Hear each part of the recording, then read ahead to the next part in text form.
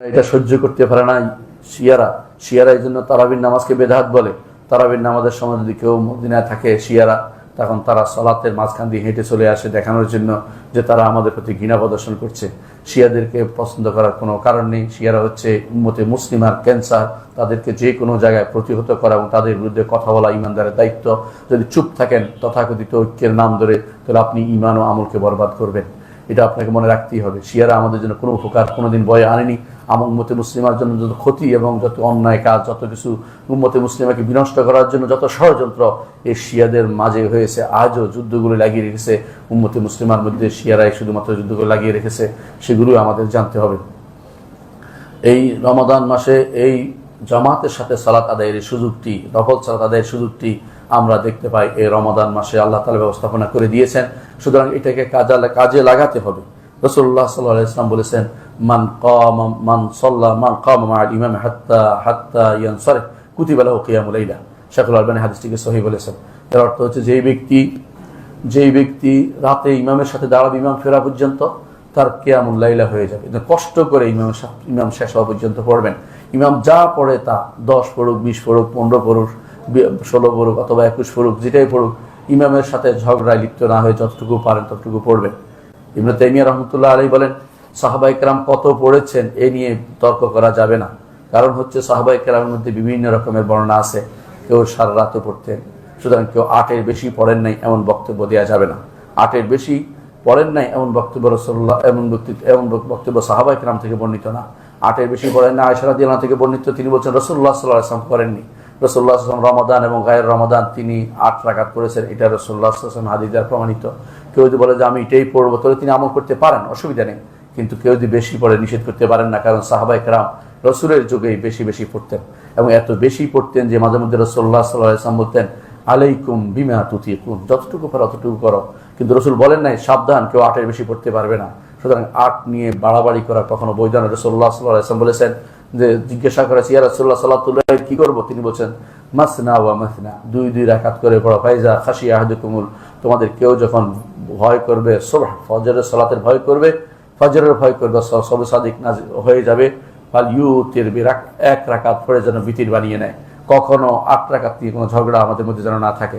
8 রাকাত হোক, বেশি হোক, কম হোক, কোনো সমস্যা নেই। কেউ যদি নাও পড়ে তারও সমস্যা নেই। এই কারণে মসজিদ ভাগ করা অথবা এই কারণে কাউকে সালাফি গায়রে সালাফি নাম দেওয়া, এটা সম্পূর্ণরূপে অবৈধ কাজ। এটা কখনো করা যাবে না। কারণ আপনারা জানেন যে রাসূলুল্লাহ সাল্লাল্লাহু আলাইহি ওয়াসাল্লামের সুন্নাত 3টি, তিনি অনুমোদন যেটা করেছেন, মুখে যা বলেছেন এবং যা করেছেন 3টি সুন্নত। রাসূলুল্লাহ সাল্লাল্লাহু আলাইহি ওয়াসাল্লামের যুগে শুধু 8 রাকাত পড়া হতো না, সাহাবায়ে কেরাম এরপরে অনেক বেশি পড়তেন। তার প্রমাণ আমরা সাহাবায়ে কেরাম জীবনের সিরাতে দেখতে পাই। বরং এর চেয়ে বেশি পড়তেন তার প্রমাণও আমরা অনেক জায়গায় দেখতে পাই। রাসূলুল্লাহ সাল্লাল্লাহু আলাইহি ওয়াসাল্লাম মসজিদে এসে দেখলেন যে টানিয়ে রাখা হয়েছে রশি। বসে এই রশি কেন? বলে যায়নব টানিয়ে রাখছেন, যখন ঘুম আসে সালাতুল লাইলে ঘুম আসলে যেন টান পড়ে, এই জন্য তিনি যেন উঠতে পারেন। বলতে এটা ঠিক নয়, তোমরা যা পারো তা করো। এটা বলেন না যে সাবধান, আমি যা পড়ছি এর বেশি পড়বে না, এটা বলেন নাই। সুতরাং কোনো ব্যক্তি যেন নিয়ে ঝগড়া না করে। রমাদান মাসে কিয়ামটা হচ্ছে সুন্নাহ। এই সুন্নাহকে বাস্তবায়ন করবেন। সুন্নাহ নিয়ে ঝগড়া বিবাদের বিষয় নয়। যথাযথভাবে এটা বোঝার চেষ্টা করবেন। যে কেউ বেশি বাড়াবাড়ি করে বুঝবেন যে সে অতি বাড়াবাড়িতে লিপ্ত রয়েছে এবং তার থেকে হাত গুটিয়ে নেবেন। এটা কখনো ইমানদারের কাজ হতে পারে না যে যেগুলো শরীয়ত উন্মুক্ত রেখেছে এই জায়গাতে এসে বাড়াবাড়ি করবে। বাড়াবাড়ি নয়, ছাড়াছাড়িও নয়। একেবারে আপনার 20-এ পড়তে হবে সেটাও ঠিক নয়, আবার 8-এই শুধুমাত্র সীমাবদ্ধ থাকতে হবে এটাও ঠিক নয়।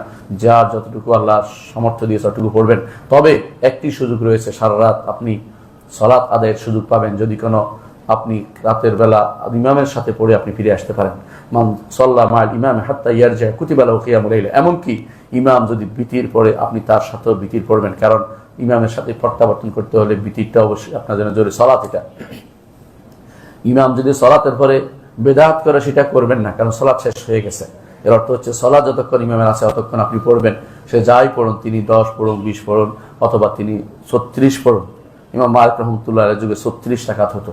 সেটাতেও কেউ কোনোদিন কোনোদিন বলেন নাই যে সেটা বেদাত হবে। ইবনে তাইমিয়া রাহমাতুল্লাহ আলাইহি বলেন যে সাহাবায়ে কেরামের যুগে এমন ছিল যে কালা বিল মেইন 100 রাকাতে কেউ 100 রাকাতে 100 আয়াত কেউ পড়তেন। কেউ বলছেন মেইন বলতে 100 আয়াত না বুঝে বোঝানো হবে 100 আয়াত বিশিষ্ট সূরা দিয়ে একটা রাকাত পড়তেন। 100 আয়াত বিশিষ্ট সূরা দিয়ে একটা রাকাত পড়তেন। এর কত সময় লাগে একটু চিন্তা করে দেখুন। রাসূলুল্লাহ সাল্লাল্লাহু আলাইহি ওয়াসাল্লাম এটাই ছিল হাদিসে কানু ইয়াকরাউনা বিল বাইন। এবং কেউ বলতেছে এত লম্বা সময় দাঁড়াতেন যে তার কেউ কেউ লাঠিতে ভর দিতে বাধ্য হতেন, যে কারণ দাঁড়াতে পারতেছে না, পায়ে ব্যথা হয়ে যেত। সুতরাং বোঝা গেল যে যেমনিভাবে আপনি সংখ্যা গুনছেন তেমনিভাবে কোয়ালিটিও একটু ঠিক রাখবেন। কোয়ালিটি এবং কোয়ান্টিটি উভয়টাই কিন্তু সুন্নত। শুধুমাত্র সংখ্যা গণা যেমন সুন্নত না, শুধু কোয়ালিটির দিকে তাকাবেন না, উভয়টাই আপনি খেয়াল রাখার চিন্তা করবেন। কোয়ালিটি এবং কোয়ান্টিটি দুটোই আপনি দেখতে হবে। সুতরাং রমাদান মাসে ইমামের সাথে এই কিয়ামটা আপনি করবেন যতটুকু আল্লাহ তাআলা আপনাকে সামর্থ্য দিয়েছে। যদি ঠিকমতো তার সাথে শেষ পর্যন্ত দাঁড়াতে পারেন, কিয়ামুল লাইল আপনার জন্য লেখা হবে। এবং কিয়ামুল লাইল লেখা হবে কি হবে? আল্লাহ আপনাকে ক্ষমা করে দিবেন। রাসূলুল্লাহ সাল্লাল্লাহু আলাইহি ওয়াসাল্লাম বলেছেন, মান কামা রমাদানা ঈমানান ওয়া ইহতিসাবান গুফিরা লাহু মা তাকাদ্দামা মিন যামবি। সুতরাং রমাদান মাসের এই কিয়াম নিয়ে বাড়াবাড়ি করা যাবে না। যতটুকু ইমাম পড়েছে ততটুকু পড়ুন, আর চেষ্টা করবেন বেশি সময় দিতে মসজিদে। 4 রাকাত পরে বসে যাওয়া বা 8 রাকাত পরে চলে যাওয়া, এটা ইমানদারের লক্ষণ হতে পারে না। ইমানদার যতটুকু পারে বাড়তি সালাত আদায় করবেন। এমনও হতে পারে একটি সাজদা আপনার জন্য আখিরাতের মুক্তির কারণ হতে পারে। এবং সেটা কোন সাজদা হবে? 8 রাকাতের পরেরটাও তো হতে পারে, 20 রাকাতের পরেও হতে পারে, 36 রাকাতও হতে পারে। ইমামরা সেভাবে পড়তেন। ইবনে তাইমিয়া রাহমাতুল্লাহ যেটা বলেছিলেন সেটা আপনাকে মনে করে দিচ্ছি। বলছেন যখন তারা কি করতেন, যখন দেখতেন যে কষ্ট হচ্ছে তখন রাকাত বাড়িয়ে দিতেন। রাকাতের মধ্যে একটা নাশাত আসে, প্রতি রাকাত বাড়িয়ে দিতেন। আর যখন দেখতেন তাদের মধ্যে নাশাত আছে, তৎপরতা আছে, কর্মতৎপর আছেন, ঘুম আসছে না, তখন তারা লম্বা কেরাত দিয়ে তখন সালাতটা আদায় করতেন। তখন তারা কখনো 8 পড়তেন, কখনো 20 পড়তেন, কখনো বেশিও করতেন। ইমাম মালিক রহমতুল্লাহ আলাইহির সময় তারা মক্কাবাসীদের সাথে প্রতিযোগিতা লিপ্ত হতেন ইবাদতে। মক্কাবাসীরা সাধারণত তারা 4 রাকাত পড়ে একবার কাবার তোয়াফ করে আসতো।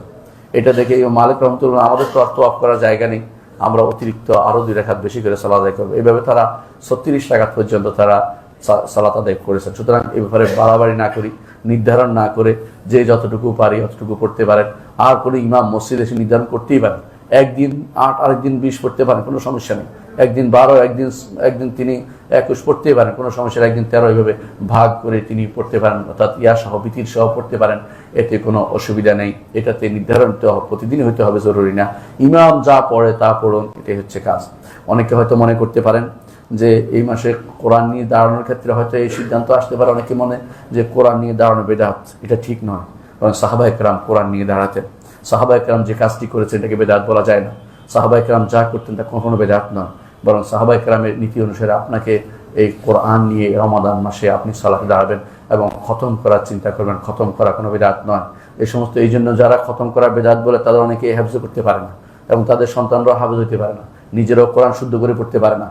এরা বেশিরভাগই বেদাত নিয়ে, বেদাত নিজস্ব বেদাত তা চালু করে দিয়েছে। কোরআন পড়া কখনো বেদাত নয়, কোরআন খতম করা বেদাত নয়। সলবে সালের নীতি ছিল এটা। সলবে সালের নীতির বাইরে কেউ সালাফি হইতে পারে না, এটা আমাদেরকে মনে রাখতে হবে। একক কোনো ব্যক্তির বক্তব্যই সালাফি বক্তব্য নয়, এটাকে শিখে রাখতে হবে আমাদেরকে। সুতরাং কোরআনে কারিমে কেউ যদি কোরআন নিয়ে দাঁড়ায় এবং কোরআন খতম করে এবং সুন্দর করে পড়ে, অবশ্যই সেটা সালাফি নীতি। তবে এটা নয় যেটা আমাদের অনেকেই পড়ে থাকেন, শুধুমাত্র কোরআন খতমের নাম করে এক শব্দ শুরু করেছেন, শেষ পর্যন্ত কোনো মাঝখানে থামার কোনো সুযোগ নেই, অনবরত পড়ে যাচ্ছে একজন, সেই জন্য অন্য কোনো কোরআন নয় অন্য কোনো গ্রন্থ পড়ছে। এটা কখনো রাসূলুল্লাহ সাল্লাল্লাহু আলাইহি ওয়াসাল্লাম আদর্শ ছিল না, সাহাবায়ে কেরাম আদর্শ ছিল না। হাদ্দান যে কেরাত আপনারা পড়েন, অর্থাৎ শব্দ কেটে কেটে কি পড়ছে কেউ বুঝতে পারেন, শুধু শেষ শব্দ বুঝতে পারছে, এরকম কেরাত আল্লাহ রাসূল সাল্লাল্লাহু আলাইহি ওয়াসাল্লামের সাহাবীদের যুগে ছিল না, সর্বসার নীতি ছিল না, সেটাকেও খেয়াল রাখতে হবে। আর এই মাসে আপনারা জানেন যে ওমরাতে হজের মতো সওয়াব রয়েছে। বিশাল সুযোগের, এই 10টি সুযোগের কথা বলছি এই রমাদান মাসে। আসলে কি কি কাজ করবেন আমি 1 নম্বর কাজ বলছি। প্রথম কাজ হচ্ছে সওম পালন করা। সওম পালন করা। কারণ রাসূলুল্লাহ সাল্লাল্লাহু আলাইহি ওয়াসাল্লাম বলেছেন, এক সাহাবী এসে বলেন, ইয়া রাসূলুল্লাহ আমাকে একটু ওসিয়ত করো। তিনি বলছেন, আলাইকা বিস-সাওম ফাইন্নাহু লা ইদ্দা লাহু অন্য বলেন লা মিসলা লাহু। তুমি সওম পালন করো, সওমের মতো আর কোনো কিছু নেই। কারণ সওমের মতো আর কোনো কিছু নেই, কারণ সওমের মাধ্যমে একজন মানুষ ইয়াদাউ তাআমাহু ওয়া শারাবাহু, খাবার এবং পানীয় ছেড়ে দেয়, প্রবৃত্তিকে নিয়ন্ত্রণ করতে পারে, এবং সে পরিপূর্ণভাবে এমন কাজ করে আল্লাহ তাআলা যেটাকে বলে ইখলাসের একটা পরাকাষ্ঠা দেখাতে পারে। কারণ আপনি গোপনে খেয়ে ফেললে সওমটা তো আর হলো না, গোপনে কিছু পান করে সওমটা তো আর হলো না। সওম যদি হতেই হয় যে কোনো মূল্যে আপনাকে খাবার পানীয় এবং অন্য একটি কাজ থেকে বিরত থাকতেই হবে।